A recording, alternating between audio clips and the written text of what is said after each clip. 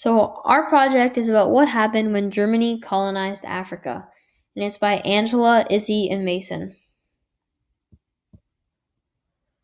So, the first thing we're covering is moral justification. Why did the Germans think imperialism was morally correct?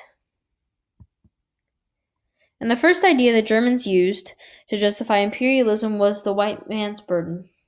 And it essentially states that the job of the white men, who are the best you breed, was to help the people who weren't as privileged, or the people who were half devil and half child. And they had to help them by filling the mouths of famine and helping the sickness go away. And so essentially, it's the white man's burden who is given by God to help the people who weren't as lucky. Here we see one quote that kind of backs up the idea of the white man's burden. A former German chancellor is discussing the good deeds Germany has done for Africa. He states that the Germans have helped the Africans financially and also helped them grow and become more modern. They also provide more education to the Africans.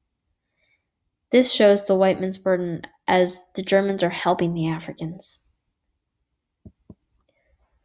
Another interconnected idea we see a lot is the idea Germans are fundamentally better. We can see from this quote that the Germans believe that the natives are on the same level as the higher primates, or animalistic. This is because the Germans could not understand the African traditions. And since the Germans could not understand the African traditions, they thought they were animal-like. And since their African traditions were animal-like, the German ones were much better. Another quote we see is by a German general who says, using Darwin's Law of Survival of the Fittest, that the Germans are better. Since the Germans are the people in power, they're better.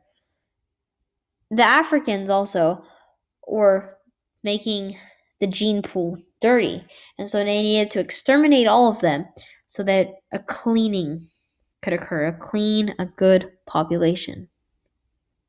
This further shows the idea that the Germans believed they were fundamentally better. This quote explicitly states the German people are the masters of the Africans, and they're allowed to punish them if they don't listen to what the Germans say.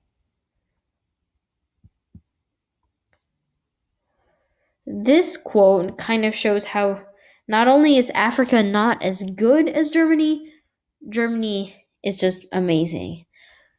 Germany is so seaworthy, so industrially and commercially minded, successful in everything.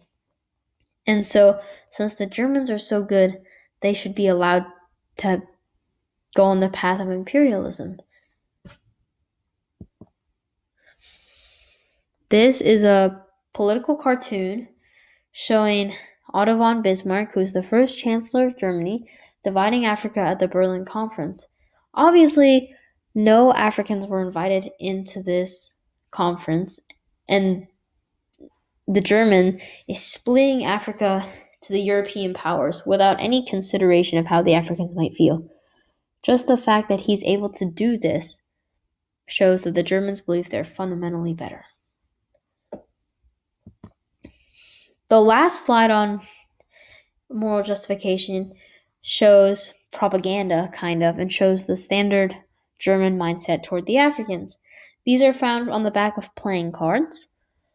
The photo on the bottom left and the one on the right show Africans acting animalistic, thus supporting their idea that the Africans are the same level as higher primates, as the Africans are attacking the innocent German people.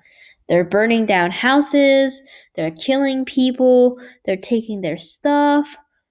So that shows the Africans are animalistic. The photo on the top left-hand side shows the Africans stealing the German cattle, which is morally incorrect.